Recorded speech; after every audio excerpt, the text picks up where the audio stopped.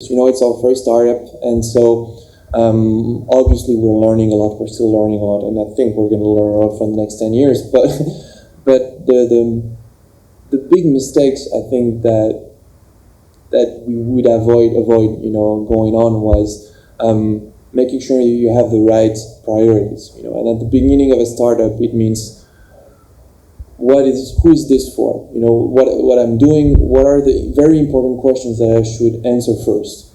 And for us, we started too fast on the front of where can I get any attention, press and public? Where can I get funding? How am I going to make money and how fast and stuff questions like that. And we understood a bit later that what really mattered for our kind of product was, is it any fun? Is it fun? Are people playing it? If they're playing it, do they keep on playing it? After a day, after a week, a month later, are they still here? And then, are they talking about it to their friends? If not, if you got it wrong for these two first questions, that's it. You shouldn't even consider the rest of it,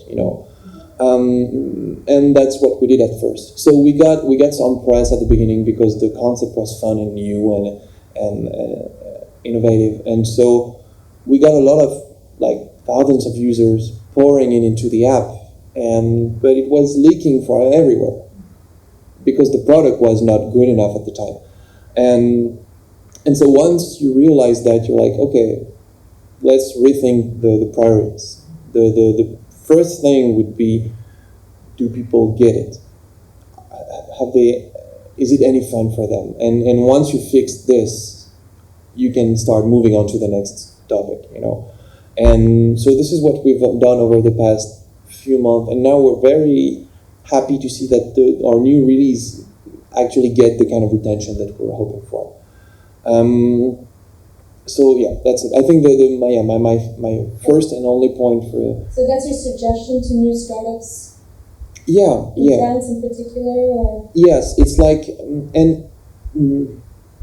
What would you tell me, for example, I would tell you, be sure about your priorities. Be certain that what you're working on is the top one priority on your list, and also be sure about what goes right and what goes wrong, and have the power to back up it with actual numbers. If you're telling me, yeah, it's going great, and you have nothing to back it up with, I'm not going to trust you, and you shouldn't even trust yourself.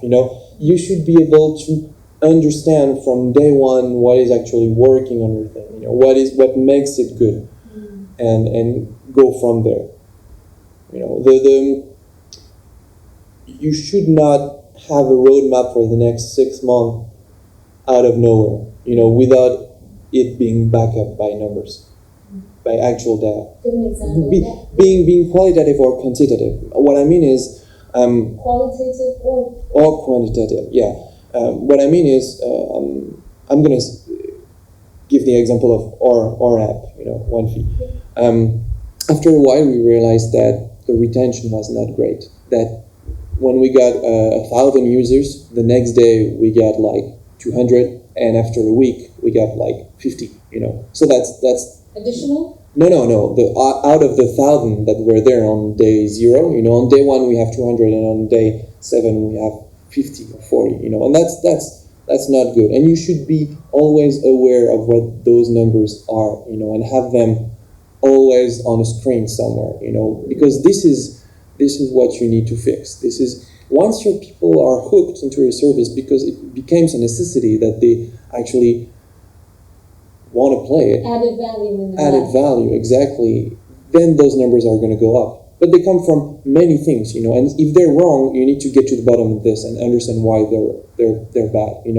If you get from 100 people to 20 on day 1, it's because either they don't get it, or they don't think it's fun, or they think it's too complex. There's a reason why it's not working, and startups, they spend years and years working on this, just fixing this, because that it's the hardest number to get, the retention. So I guess you fixed that problem. Well, it's never truly fixed. We're not 100, so it's not there yet. Mm-hmm. But I think, yeah, it's coming up very nicely now.